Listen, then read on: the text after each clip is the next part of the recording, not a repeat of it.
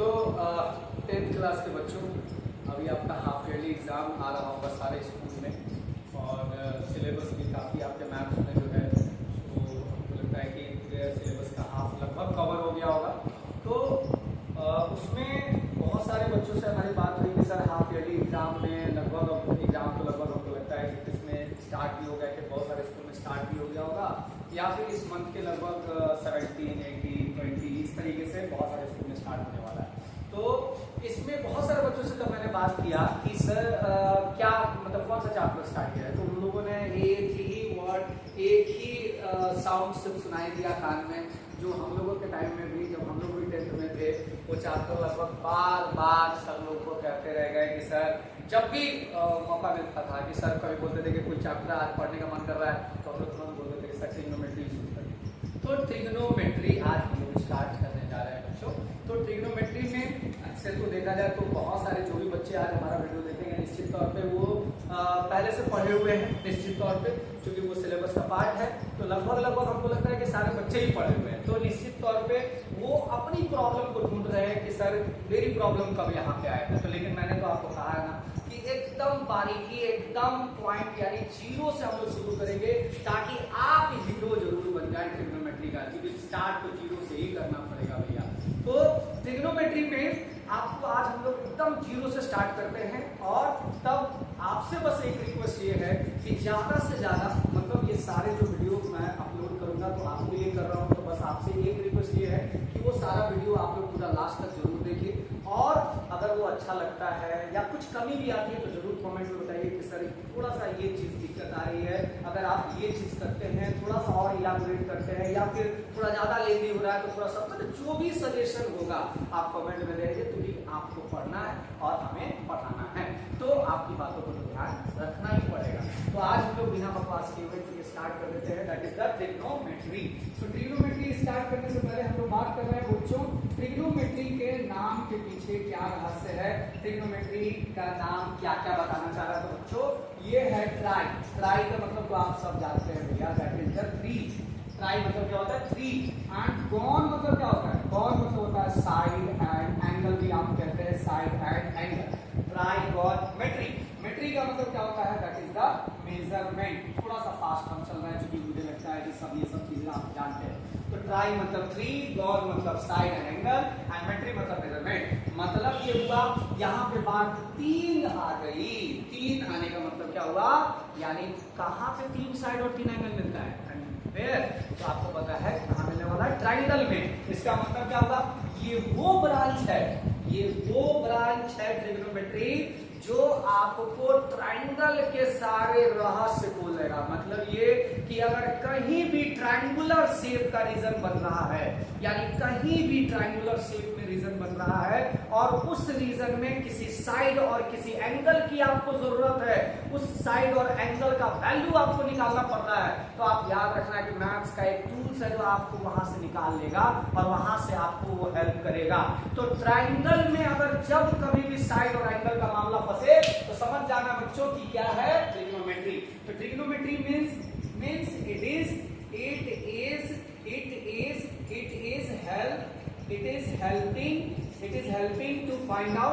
it is helping to find out sides and angles of triangle, sides and angle of triangle। तो basically आपने जो पढ़ा है भैया, आपने क्या पढ़ा है कि सर ट्रिग्नोमेट्री तो राइट ट्रायंगल में यूज होता है। यस, क्योंकि आप ट्रिग्नोमेट्री का डायरेक्ट रिलेशन राइट ट्रायंगल में, वो मैं आपको आ रहा हूं बताने का, लेकिन आपको समझना है कि ट्रिग्नोमेट्री सिर्फ राइट ट्रायंगल में आप अप्लाई नहीं कर सकते, यानी दुनिया के किसी भी तरह के ट्रायंगल, टेढ़ा मेढ़ा किसी भी तरह का ट्रायंगल हो, आइसोसेलेस हो, स्केलर हो, है ना, isosceles, scalar, right angle, acute angle triangle, किसी भी तरह का आपका जो है इक्विलेटरल ट्रायंगल, किसी भी तरह का ट्रायंगल हो, आप उसमें ट्रिग्नोमेट्री जरूर अप्लाई कर सकते हैं। बस आपको करना क्या है, आपको अगर दूसरा कोई भी ट्रायंगल होगा तो आपको क्या करना है, एक राइट एंगल फॉर्म करा देना है और आप ट्रिग्नोमेट्री का यूज वहां कर सकते हैं। लेकिन अब मैंने आपको क्या बताया, ट्रिग्नोमेट्री का यूज क्या है, ट्रिग्नोमेट्री का यूज है किसी भी तरह के ट्रायंगुलर रीजन में साइड और एंगल के वैल्यू की जरूरत आपको पड़ रही है कैलकुलेशन के लिए, है ना, तो आप उसको सॉल्व कर सकते हैं। तो trigonometry is related with the triangle. लेकिन इसका डायरेक्ट रिलेशन किसके साथ है, यानी ट्रिग्नोमेट्री डायरेक्ट रिलेट किसके साथ करता है, तो याद रखना है कौन से ट्रायंगल से उसका डायरेक्ट रिलेशन है, यानी डायरेक्टली रिलेटेड विद किस ट्रायंगल के साथ बच्चों, और वो है हमारा राइट ट्रायंगल, यानी trigonometry is directly related with right triangle. तो अब सवाल ये उठता है कि सर राइट ट्रायंगल में तो बहुत सारे जो तीन साइड्स हैं उसका नाम में बड़े कंफ्यूजन होता है, कभी कभी हम लोगों को सब सवाल पूछते हैं कि इसमें परपेंडिकुलर कौन है, बेस कौन है, तो बड़ा कंफ्यूजन रहता है और होना भी चाहिए। परपेंडिकुलर और बेस में कंफ्यूजन हो जाती है, हाइपोटेनस में कोई कंफ्यूजन नहीं है। लेकिन आप पहले सबसे पहले जानेंगे कि आखिर हम राइट ट्रायंगल के साइड्स का नेमिंग कैसे करते हैं। तो बच्चों हमने एक राइट ट्रायंगल ले लिया, सबसे पहले राइट ट्रायंगल ले लिया ABC, यहाँ पे 90 डिग्री है, राइट ट्रायंगल में एक एंगल 90 डिग्री तो होना तय है। तो अब यहाँ पे दूसरा जो दोनों एंगल है वो कौन सा होगा, तो ये हो जाएगा एक्यूट, है ना, और ये भी क्या हो जाएगा, एक्यूट एंगल हो जाएगा, यानी ये भी एक्यूट हो गया, ये भी एक्यूट हो गया। तो अब सवाल ये उठता है कि सर यहाँ पे दो एक्यूट एंगल है, तो आज के बाद आपको सिर्फ एक ही सवाल पूछना है कि अगर आप परपेंडिकुलर डिसाइड करना चाहते हैं तो सबसे पहले आपको पूछना होगा कि सर आप किस एक्यूट एंगल के कंपैरेटिव पूछ रहे हैं, किस एक्यूट एंगल के कंपैरेटिव। तो यहाँ पर मान लेते हैं दो एक्यूट एंगल है, एक यहाँ है और एक यहाँ है। तो ये जो दो एक्यूट एंगल है इसमें से कोई एक एक्यूट एंगल आपको एज ए रेफरेंस लेना पड़ेगा, सिर्फ बताने के लिए कि कौन परपेंडिकुलर है। तो बच्चों याद रखना इसका रूल क्या है, इसका टेक्निक क्या है, 90 डिग्री जहां पे है बच्चों, 90 डिग्री कहाँ है, यहाँ पे है, 90 डिग्री जहां पे है उसके सामने वाला जो साइड है 90 डिग्री के सामने, जिसको हम लोग अपोजिट कहते हैं, यहाँ 90 है, 90 के सामने जा रहा है, 90 के सामने, तो 90 के सामने कौन आ रहा है भाई, यहाँ 90 के सामने कौन आ रहा है, AC, तो यानी परपेंडिकुलर सॉरी हाइपोटेनस कौन हो गया, AC, और वो हमारा हाइपोटेनस है, फिक्स है, याद रखना बच्चों, हाइपोटेनस हो गया, है ना। तो याद रखना है 90 के सामने वाला साइड कौन हो जाता है, हाइपोटेनस, 90 के सामने वाला हाइपोटेनस, वेरी गुड। अब मैंने एक्यूट एंगल कौन सा लिया है, एक्यूट एंगल लिया है A, यहाँ पे दो एक्यूट एंगल है, लेकिन एक्यूट एंगल आपको कंफर्म करना होगा कि किस एक्यूट एंगल के अकॉर्डिंग आप सारे ट्रायंगल का साइड्स का नाम बना रहे। तो 90 डिग्री के सामने वाला साइड क्या हो जाएगा, हाइपोटेनस, एंड जो एक्यूट एंगल आप लिए हुए हैं, एक्यूट एंगल आपका कौन सा आपने लिया हुआ है, एक्यूट एंगल लिया हुआ है A, और उसके अपोजिट साइड जो होंगे वो हो जाएगा परपेंडिकुलर। तो ये जो आप BC देख रहे हैं वो BC कौन हो जाएगा, परपेंडिकुलर हो जाएगा, परपेंडिकुलर हो जाएगा। अब जो बच गया भैया, यानी AC निकल गया, BC निकल गया, जो बच गया वो कौन है, ये जो आपका AB है, जिसको हम लोग बोलते हैं रिमेनिंग, क्या ये रिमेनिंग, तो रिमेनिंग साइड कौन हो गया, दैट इज AB, और इसको क्या बोलते हैं, बेस। तो याद रखना है बच्चों कि किसी भी राइट ट्रायंगल में तीन साइड, तो किसी भी ट्रायंगल में तो तीन साइड होते हैं, तो राइट ट्रायंगल में जो तीन साइड होता है उस तीन साइड में कौन हाइपोटेनस है, कौन परपेंडिकुलर है, कौन बेस। और ये तो सबसे पहला इनिशियल है भैया, मतलब आप जो ट्रिग्नोमेट्री का रेशियो बनाने जा रहे हैं तो आपको पता होना चाहिए ना कि किस राइट ट्रायंगल में कौन परपेंडिकुलर है, कौन बेस है, कौन हाइपोटेनस है। जब तक आपको ये तीनों ही नहीं डिटरमाइन करने आएगा तो आप ट्रिग्नोमेट्रिक रेशियो कैसे बनाओगे। तो आपको याद रखना है कि किसी भी राइट ट्रायंगल में 90 डिग्री जहां पे दिखे उसके सामने चले जाना, 90 डिग्री दिखे सामने चले जाना, तो सामने वाला जो साइड होगा वो क्या हो जाएगा, हाइपोटेनस। अब दो एक्यूट एंगल है, कोई ना कोई एक्यूट एंगल तो आपको वहां दिया हुआ रहेगा, और जो एक्यूट एंगल दिया रहेगा, एक्यूट एंगल मैंने यहाँ पे कौन सा लिया है, A, और एक्यूट एंगल A लिया, तो एक्यूट एंगल के सामने, यहाँ एक्यूट एंगल है उसके सामने चलो, उसके सामने चलो, यहाँ एक्यूट एंगल है उसके सामने चल रहा है, एक्यूट एंगल के सामने कौन है, BC, तो यानी BC आपका क्या हो गया, परपेंडिकुलर। एंड जो बच गया, तीन साइड में दो साइड को नाम बना लिया, जो साइड बच गया, कौन सा साइड बच गया, AB, तो जो साइड बच गया वो कौन सा हो जाएगा, सिंपल है, कौन सा हो जाएगा, यस, बेस हो जाएगा। तो बेस हो गया आपका, यानी किसी भी राइट ट्रायंगल में आप तीनों साइड्स का, तो मुझे लगता है कि ये सब आप पढ़े हुए हैं, जानते हैं, तो जल्दी से कमेंट सेक्शन में आप जरूर इसका आंसर मेरे को देना, मैं सारे कमेंट जरूर पढ़ूंगा बच्चों, और आपसे बस इतना ये है कि आंसर्स बड़े थोड़ा सोच के लिखना, और यहाँ पे मान लीजिए मैंने एक ट्राइंगल बना दिया बच्चों, यहाँ पे मैंने एक ट्राइंगल बना दिया और यहाँ पे 90 डिग्री है। ये हो गया P, ये हो गया Q, ये हो गया R, P Q R एक राइट ट्राइंगल है जहाँ पे हमारा 90 डिग्री कहाँ है, R पे है, यानी R is equal to 90 degree है। R इज इक्वल टू क्या है, 90 डिग्री है। और आपका ट्राइंगल कौन सा हो गया, PQR। अब आपको बताना है, बताओ कि एक्यूट एंगल मैंने कौन सा ले लिया, एक्यूट एंगल मैंने Q लिया है। एक्यूट एंगल कौन सा लिया है, Q। एक्यूट एंगल कौन है, Q भी है और P भी है। और 90 डिग्री कहाँ पे, R। और एक्यूट एंगल क्या लिया, Q।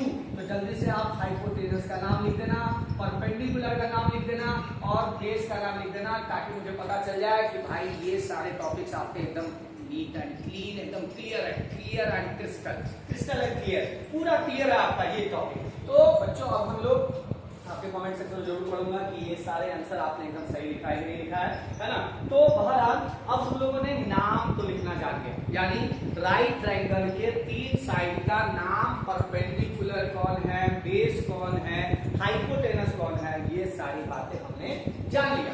अब आता है सबसे इंपॉर्टेंट बात कि सर ट्रिग्नोमेट्री जो है वो है दैट इज द रेशियो, यानी रेशियो बनाना है। अब ट्रिग्नोमेट्री इज व्हाट, यानी वो कहीं ना कहीं एक रेशियो से कनेक्ट करेगा, यानी इन्हीं तीनों साइड से हमें रेशियो बनाना है। तो ट्रिग्नोमेट्रिक रेशियो अगर हमसे कोई पूछता है, यानी this is called what, T ratio. क्या है ये, ट्रिग्नोमेट्रिक रेशियो, है ना। ट्रिग्नोमेट्रिक रेशियो यानी ट्रिग्नोमेट्रिक रेशियो में आपका जो सबसे मेन है, सबसे मेन वो है आपका that is the sine theta and the second one is cos theta. सबसे मेन कौन सा है, sine theta and cos theta, ये दोनों ही मेन है। उसके बाद आप जितना भी ट्रिग्नोमेट्रिक रेशियो आपने अभी तक नाम सुना, 6 रेशियो होते हैं, उसमें से जो बाकी के 4 हैं वो सब कहीं ना कहीं इसी से कनेक्टेड है। तो आपका जो थर्ड आपने नाम सुना है वो क्या है, that is the tan theta. उसके बाद जो है आपका साइन थीटा, कॉस थीटा और टैन थीटा। इसको याद रखने के लिए क्या होता है, कोई पूछेगा आपसे तो what is that sine theta, क्या है साइन थीटा, तो आपको क्या बोलना है, sine theta is a ratio of perpendicular, sine theta is a ratio of perpendicular by hypotenuse. यहां से बच्चों थोड़ा एकदम ध्यान से समझना है, क्योंकि ये सब मेन टॉपिक है। अगर ये सारी चीजें आपके क्लियर होंगे तो क्वेश्चन में कहीं भी आप फंसने नहीं जा रहे। एक बात अपने दिमाग में नोट कर लीजिए। तो कोई पूछेगा आपसे कि साइन थीटा क्या होता है, तो साइन थीटा के बारे में क्या बोलना है आपको, it is the ratio of the perpendicular and hypotenuse, याद रखना। तो साइन थीटा का मतलब क्या हो गया, परपेंडिकुलर एंड हाइपोटेन्यूज।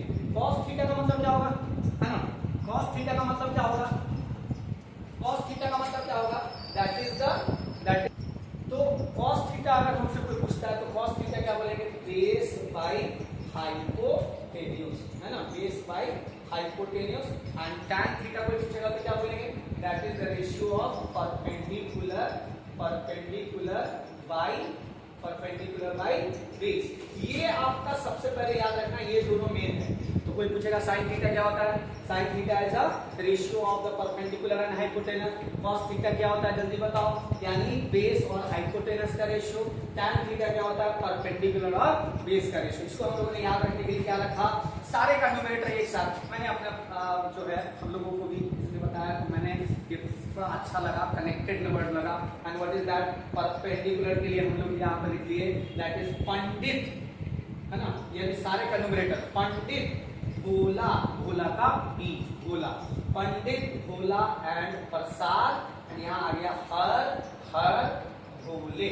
अब यहाँ पे क्या आ गया, हमने थोड़ा याद करने के लिए इस तरीके से याद किया है, ताकि आप भी उसको अपने अकॉर्डिंग आप भी अपना बना सकते हैं। तो इस तरीके से मैंने याद किया, पंडित का पी, भोला का पी, प्रसाद का पी एंड हर भोले, हर का यानी एच, हर एच एंड भोले का बी। तो परपेंडिकुलर एंड हाइपोटेनस का रेशियो क्या हो जाता है, साइन थीटा। बेस और हाइपोटेनस का रेशियो क्या हो जाता है, कॉस थीटा। एंड परपेंडिकुलर और बेस का रेशियो क्या हो जाता है, टैन थीटा। तो आपको पता है कि ट्रिग्नोमेट्री ट्रिग्नोमेट्री में सबसे पहले हमने क्या सीखा, यानी किसी भी राइट ट्रायंगल का नाम कैसे डिसाइड करेंगे आप, यानी कौन परपेंडिकुलर होगा, कौन हाइपोटेनस होगा, कौन बेस होगा, ये पहला स्टेप है, यानी किसी भी राइट ट्रायंगल का नाम। एंड दूसरा आप सीधे आ जाते हैं ट्रिग्नोमेट्रिक रेशियो पे। ट्रिग्नोमेट्रिक रेशियो कितने होते हैं, तो बेसिकली हमारे पास ट्रिग्नोमेट्रिक रेशियो होते हैं 6, जिसमें सबसे मेन 2 होता है, साइन थीटा, कॉस थीटा, और यहाँ पे आ गया टैन थीटा। और इसी से ये भी बना है जो हम लोग आगे की वीडियो में आगे के इसमें बात करेंगे। तो कोई पूछेगा साइन थीटा क्या होता है, ratio of perpendicular and hypotenuse, cos theta क्या होता है, ratio of base and hypotenuse, tan theta क्या होता है, ratio of perpendicular and base. ये हो गया आपका 3, है ना। उसके बाद अगर हम लोग का एक क्वेश्चन भी आता है, जब हम लोग बात करते हैं एक क्वेश्चन के बारे में बात करते हैं, जैसे अब यहाँ पे 3 हमारा मेन रेशियो हो गया, 3 हमारा जो है मेन रेशियो हो गया। उसके बाद अगर अब हमारे पास जो 3 रेशियो आता है, और एक बहुत इंपॉर्टेंट बात मैं आपको बताऊंगा, थोड़ा सा ध्यान से समझिएगा, जो आपके बोर्ड के लिए बहुत इंपॉर्टेंट है। एक है साइन का उल्टा। साइन का उल्टा क्या होता है, रेसिप्रोकल ऑफ साइन, यानी उसका हम लोग बोलते हैं कॉसेक थीटा, जो कि होता है 1/sin, साइन थीटा का उल्टा, साइन थीटा का उल्टा होता है, और वो हो जाता है that is hypotenuse by perpendicular, cosec theta. उसके बाद कौन सा आता है बच्चों, सेक थीटा, यानी 1/cos थीटा, यानी कॉस का उल्टा, यानी ये क्या हो जाएगा, that is the hypotenuse by base. और एक हो जाता है जिसको हम लोग बोलते हैं cot थीटा, और ये हो जाता है आपका 1/cos है, यहाँ पे हो जाएगा दैट इज 1/tan थीटा, और ये हो जाएगा that is base by perpendicular. एक बार हम थोड़ा सा और फास्ट में, क्योंकि देखिए हम थोड़ा सा फास्ट लेके चल रहे हैं, क्योंकि आप सब लोगों का उम्मीद बस एक है कि sir how to solve the identity. मुझे पता है, आपको भी पता है कि पूरे ट्रिग्नोमेट्री में शायद आप भी थोड़ा सा भी फंस रहे हैं, वो है आइडेंटिटी। तो चूंकि आज मेरा पहला वीडियो है ट्रिग्नोमेट्री के लिए, तो हम चाहते हैं कि थोड़ा सा जो बहुत सारे बच्चे हैं जिनका छूट गया होगा, तो कहीं ना कहीं छूट गया है, तो उनको भी हम आपको बता दें कि क्या क्या मेन है, ताकि आपको याद रखना है ट्रिग्नोमेट्रिक रेशियो। ट्रिग्नोमेट्रिक रेशियो एकदम दिमाग में रख लेना है, याद रखना चाहिए। कोई भी पूछेगा साइन थीटा मतलब परपेंडिकुलर एंड हाइपोटेनस का रेशियो, कॉस थीटा बेस और हाइपोटेनस का रेशियो, टैन थीटा परपेंडिकुलर और बेस का रेशियो, एंड कॉसेक थीटा क्या होता है, तो साइन का ही रेसिप्रोकल, यानी साइन का उल्टा। तो साइन का उल्टा क्या होगा, कॉसेक, कॉस का उल्टा क्या होगा, सेक, एंड टैन का उल्टा क्या होगा, कॉट। तो ये सारे हो गए ट्रिग्नोमेट्रिक रेशियो। तो आपको ये बड़ी मजबूती से याद रखना है। और एक बच्चों जाते जाते बोर्ड का क्वेश्चन, अभी तक आपने जो पढ़ा है, आपके बोर्ड में क्वेश्चन यहाँ तक में कौन सा आएगा, ये बहुत इंपॉर्टेंट बात है। हम हर वीडियो में, हर लेक्चर्स में जितना पढ़ाएंगे, आपको उसमें से एक बात जरूर मैं बता दूंगा कि इस वीडियो में, आपके लास्ट में मैं बताऊंगा कि इस वीडियो में कि जितना तो मैंने पढ़ाया उस वीडियो में कौन सा ऐसा क्वेश्चन है जो आपसे पूछा जाएगा। तो वहां पूछा क्या जाएगा, 2 बातें पूछी जाएगी। ये है बोर्ड का क्वेश्चन है, इसको जरूर ध्यान से देखिए। ये बोर्ड जो आपका 10th का क्वेश्चन आने वाला है कंफर्म, इसमें से ऑब्जेक्टिव लेवल आपके जरूर आएंगे, और आप एनसीईआरटी में देख भी होंगे। तो सबसे पहले एक याद रखना है, ये जो भी आपने पढ़ा है ना होगा, वो शॉर्ट फॉर्म पढ़ा है, जिसको एब्रिविएशन भी कहते हैं, शॉर्ट फॉर्म, यानी साइन थीटा जो है वो शॉर्ट फॉर्म है, याद रखना है। ये जो साइन थीटा आप देख रहे हैं ये शॉर्ट फॉर्म है, और इसका जो मतलब जो फुल फॉर्म है, यानी इसका जो पूरा नाम है, ये आपसे जरूर पूछा जाता है कि ये जो साइन है, ये पूरा नाम इसका क्या है। तो याद रखिएगा SINE थीटा, याद रखना है। यहां से आपका बोर्ड का क्वेश्चन आने वाला है। तो ये है साइन थीटा, और साइन में देखिए यहाँ ई नहीं है, तो ये क्या है, शॉर्ट फॉर्म है। और इसका ये फुल फॉर्म क्या होता है, यहाँ पे इसको ध्यान से रखना है, यहाँ ई आ जाता है, साइन थीटा। उसके बाद एक आता है जिसको हम लोग बोलते हैं कॉस थीटा। क्या ये, कॉस थीटा। तो कॉस थीटा किसको हम लोग बोलते हैं, cosine, yes, cosine theta, cosine theta. Sine का पूरा नाम क्या है, साइनी थीटा। कोस थीटा का पूरा नाम क्या है, कोसाइनी थीटा। और टैन थीटा, भाई ये तो बड़ा मजेदार चीज है, आपने 9th क्लास में भी देखा होगा। ये 9th क्लास में distance time graph, velocity time graph, इसमें आपको जरूर ये चीज सुनने को मिला होगा 9th क्लास में मोशन में ट्रिग्नोमेट्री बहुत इंपॉर्टेंट रोल प्ले कर रहा था भाई साहब, है ना। यहाँ पे tan थीटा में आपको स्लोप याद होगा, distance time graph, velocity time graph, उसमें स्लोप में आपको याद रखना है वो tan थीटा ही आपको हेल्प कर रहा था। तो tan थीटा क्या है, tan थीटा का पूरा नाम क्या है, that is the tangent, tangent theta याद रखना है। तो साइन का पूरा नाम क्या है, साइनी थीटा। कोस थीटा का नाम क्या है, कोसाइनी थीटा। टैन थीटा का पूरा नाम क्या है, टैंजेंट थीटा। अब यहाँ पे आया कि अगला थोड़ा सा ध्यान से देखना है, फिर मैंने शॉर्ट फॉर्म लिखा। ये बच्चों याद रखना, ये बोर्ड का एग्जाम का मैं बता रहा हूँ। ये एकदम आज जितना मैंने वीडियो आपको पढ़ाया, आपको आज के लेक्चर्स में छोटा छोटा वीडियो बनाना है, लेकिन मैं आपको एकदम 100% श्योर कर देता हूं कि जितने भी वीडियोस मैं बनाऊंगा लास्ट में आपको उन लेक्चर्स में कंफर्म बता दूंगा कि वहां से बोर्ड का क्वेश्चंस क्या आने वाला है। इसीलिए आप लास्ट तक जरूर देखना भाई, है ना। तो ये है आपका शॉर्ट फॉर्म में क्या है, शॉर्ट फॉर्म में जैसे आपका साइन हो गया, अभी कौन है जैसे कॉसेक, है ना। क्या है ये, कॉसेक थीटा। इसका फुल फॉर्म क्या है भाई, इसका फुल फॉर्म क्या है, इसका फुल फॉर्म है कोसेकेंट, याद रखना कोसेकेंट है, कोसेकेंट थीटा, है ना। कोसेक थीटा शॉर्ट फॉर्म है, उसका फुल फॉर्म क्या है, कोसेकेंट थीटा। एंड हाँ ये कोसेक थीटा, कोसेक। अब ये कॉस का क्या है, सेक, सेक सेक सेक थीटा का पूरा क्या है, सेक का पूरा क्या है, that is called second theta. और कॉट थीटा, कॉट थीटा का क्या है, कॉट थीटा का पूरा नाम क्या है, कोटेंजेंट थीटा, कोटेंजेंट थीटा। तो बच्चों यहाँ पे आपके एनसीईआरटी में जरूर एक दो क्वेश्चन आपको मिला होगा कि what is the abbreviation used for cosine theta. Abbreviation means short form, यानी कोसाइनी थीटा के लिए शॉर्ट फॉर्म क्या यूज होता है, कॉस थीटा। तो इसको एकदम ध्यान से देख लीजिए, एक जगह पर है, एकदम ध्यान से देखिए।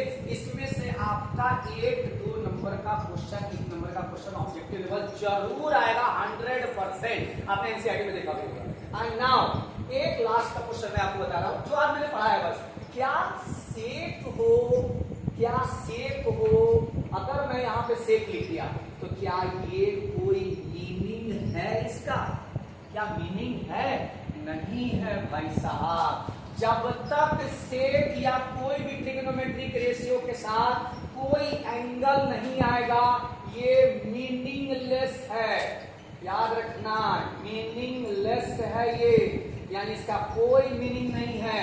और जैसे ही मैंने यहाँ पे सेक थीटा लगाया भाई साहब, सोने पे सुहागा हो गया। यानी थीटा अकेला क्या है, थीटा अकेला क्या है भाई, ये सिंपल एक एंगल है, ये ट्रिग्नोमेट्री में है नहीं है इससे कुछ पता नहीं चलता। लेकिन सेक के साथ जैसे ही ये थीटा दोनों कनेक्ट हो गया, ये बन गया अब ट्रिग्नोमेट्रिक रेशियो। इसका मतलब एक बात तो याद रखना भाई कि अगर थीटा यानी अगर सिर्फ आपका ये सेक लिखा है या साइन लिखा है ना, साइन लिखा है या फिर आपका टैन लिखा है, ये सारे के सारे मीनिंगलेस हैं, इसका कोई मीनिंग है ही नहीं, इसका कोई मीनिंग है ही नहीं। मतलब जब तक इसमें कोई एंगल नहीं आएगा ये मीनिंगलेस है। और जैसे ही मैं यहाँ पे लिखा साइन थीटा, ये मीनिंगफुल हो गया। जैसे मैंने टैन थीटा लिखा, मीनिंगफुल हो गया। मैंने टैन ए लिखा, मीनिंगफुल हो गया। क्यों? क्योंकि यहाँ ए किसका काम कर रहा है, एंगल का काम कर रहा है। तो याद रखना ये दो बातें जो मैंने इस वीडियो में लास्ट में बताया ना भाई, वो आपको याद रखना है कि ये बोर्ड का क्वेश्चन है 1 नंबर। आज जो मैंने आपके छोटा सा वीडियो मैंने बनाया, लेकिन एकदम से याद रखना है, इतना ही में आपको जो दो बातें मैंने बताया वो आपके क्वेश्चन से बोर्ड का एकदम 100% याद रखना। लेकिन जाते जाते बस एक बात मैं लास्ट कहूंगा कि पूरे वीडियो को जरूर देखिएगा, है ना। और लाइक एंड शेयर जरूर कीजिएगा, सब्सक्राइब जरूर कीजिएगा एंड अपने दोस्तों को जरूर शेयर कीजिएगा। Good night.